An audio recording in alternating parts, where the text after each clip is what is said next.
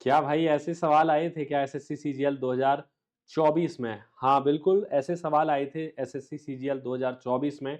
दिखने में बहुत बड़ा सवाल है लेकिन एकदम लल्लू सवाल है। चलिए करते हैं एक बार सवाल को। रमेश ने 19 नवंबर 2019 को एक डीलर से कुछ सामान खरीदा जिसका बिल 5480 था। 19 नवंबर 2019 को बिल की जो मात्रा थी वो 5480 थी।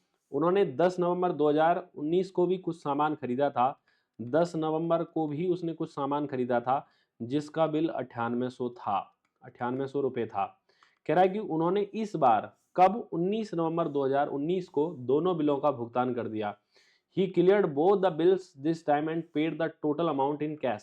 If the dealer gives a scheme of 2% discount on the payment done within 10 days and 5% for the payment made in cash at the time of purchase. अब 19 नवंबर को भुगतान किया उसने तो यहां तो उसको 5% का डिस्काउंट मिलेगा, लेकिन 10 नवंबर को खरीदा था उस पर 2% का ही डिस्काउंट मिलेगा।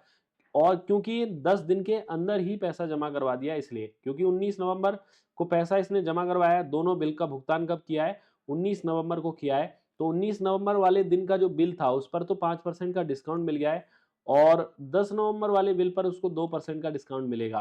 तो कितने का टोटल डिस्काउंट मिल गया है वो निकालना है। तो 5% यानी कि 1/20, 20 से 0 कैंसिल हो जाएगा। तो यहाँ 274 रुपीज का तो डिस्काउंट इसके मिला और 2% निकालेंगे तो 196 का डिस्काउंट यहाँ मिला है। ठीक है, तो कुल कितने का बिल हुआ था, कुल कितने का बिल हुआ था और कितने रुपए का डिस्काउंट मिल गया वो निकालना है। तो 14,000 और 1200, 15,280 आ रहा है।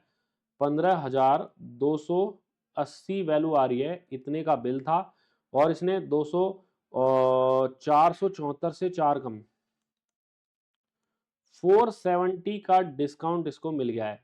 470 का डिस्काउंट मिलेगा तो कितना 10 और 152 से 148, 14,810 रुपए का उसने भुगतान किया होगा।